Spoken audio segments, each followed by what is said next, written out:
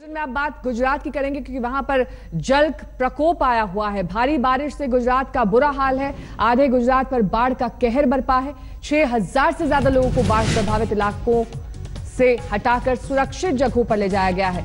गुजरात के ही सुरेंद्रनगर में एयरफोर्स को रेस्क्यू के लिए हेलीकॉप्टर उतारना पड़ा। सैलाब में फंसे 8 लोग बाल बाल बचाए गए।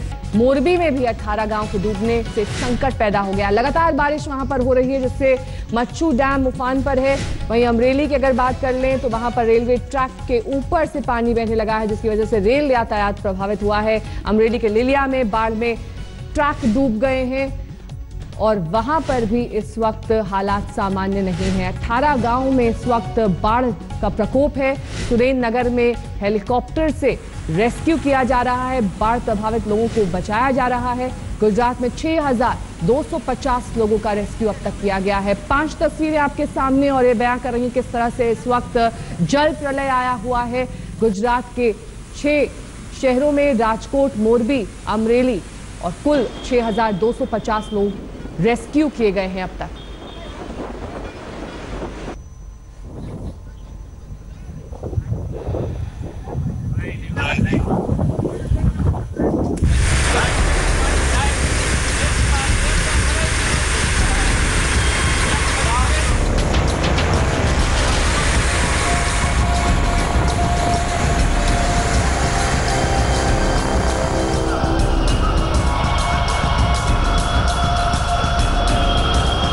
जिन बारिश की बूंदों से चेहरे खिल जाते थे वही अब डराने लगी है।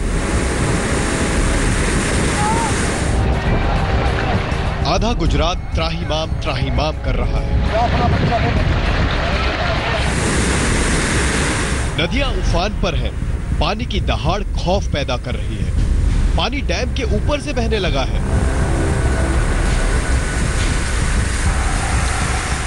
कई गांव डूब गए, सड़कों का पता नहीं।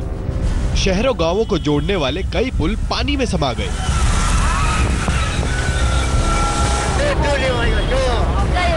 मोरबी में लगातार बारिश से नदी नाले लबालब हैं। मच्छू डैम ओवरफ्लो हो गया है जिसके कारण वाकानेर और आसपास के गांव के डूबने का खतरा पैदा हो गया। फिलहाल 18 गांवों को खाली करा दिया गया है। 1500 लोगों को गांव से निकालकर सुरक्षित ठिकानों पर ले जाया गया है।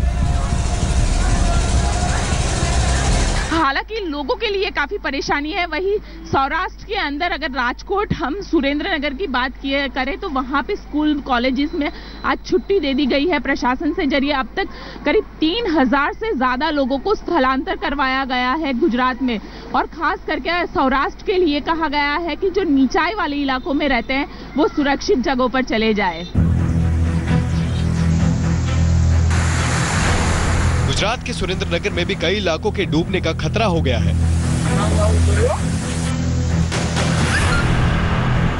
बोदावो नदी सब कुछ डुबाने पर आमादा है। धोली दजा बांध के भरने के बाद डैम के सभी दरवाजे खोल दिए गए हैं। इसके बाद आसपास के गांव के 3000 लोगों को शिफ्ट किया गया। लिप्टी में नदी की धार में फंसे 8 लोग बाल बाल बच गए। ऐसे वक्त पर एनडीआरएफ की टीम ने सभी को सुरक्षित बचा लिया। 9 लोगों को बचाया यहाँ पे जो फंसे हुए थे उसमें। कहीं और जगह पे नहीं फंसे, लेकिन यहाँ पे जो पानी का फ्लो बहुत तेज था उसको देखते हुए थोड़ा कठिन लगा था, लेकिन हमने उसको सेव कर लिया जितने भी लोग थे उसको। राजकोट में भी बाढ़ जैसे हालात हैं। भारी बारिश के बाद प्रशासन ने शनिवार को स्कूल की छुट्टी कर दी। कई इलाके सैलाब में डूबे हैं। यहाँ कई लोगों की मौत हो गई जबकि 16 लोगों को बचाया गया। राजकोट के अलग अलग इलाकों से 700 लोगों को सुरक्षित जगहों पर ले जाया गया। अमरेली के लिलिया रेलवे स्टेशन पर ट्रैक पर ही पानी आ गया। इसके बाद कई ट्रेनें प्रभावित हुई। महुआ डोडा पैसेंजर ट्रेन अब भी वही अटकी पड़ी है। और वैसे में इतना लबालब पानी यहाँ पे भरा पड़ा हुआ है जिसके चलते लोगों को काफी परेशानियों का सामना करना पड़ रहा है। हालांकि अहमदाबाद म्युनिसिपल कॉर्पोरेशन का कहना यही है कि प्री मानसून प्लानिंग की गई थी। हालांकि जिस तरीके से यहाँ पे पानी भरा पड़ा हुआ है उससे कहीं नहीं लग रहा है कि अहमदाबाद म्युनिसिपल कॉर्पोरेशन के जरिए किसी भी तरीके की प्री मानसून प्लानिंग की गई हो। कैमरा पर्सन उज्जवल ओझा के साथ गोपी गांगर, अहमदाबाद, आज तक। गोपी घांगर इस वक्त हमारी संवाददाता हमारे साथ जुड़ गई हैं। गोपी, यही आपसे जानना चाहेंगे कि किस तरह से रेल यातायात प्रभावित हुआ है, साथ ही जो रेस्क्यू ऑपरेशन किया जा रहा है वो काफी है या फिर अभी भी कई लोग बाढ़ की चपेट में हैं? जी बिल्कुल नेहा, आपको बता दें कि लगातार रेस्क्यू ऑपरेशन है जो जारी है। दरअसल अहमदाबाद और राजकोट को जोड़ता हुआ जो प्रमुख हाईवे है, जो स्टेट हाईवे में आता है, वो हाईवे फिलहाल बंद कर दिया गया है। पूरे हाईवे के ऊपर से पानी बह रहा है। न सिर्फ राजकोट अहमदाबाद बल्कि राजकोट कच्छ का जो हाईवे है, जहां पे मालिया मियाना आता है, वहां पे भी इतना ही बुरा हाल है। खास करके जो मच्छू नदी में बाढ़ आई हुई है, उसके चलते मच्छू डैम से पानी छोड़ा जा रहा है और वो डैम का पानी जो है वो मालिया मियाना से होता हुआ पूरा रेलवे ट्रैक पानी के अंदर बह गया है। वहां पे रेस्क्यू फिलहाल जारी है।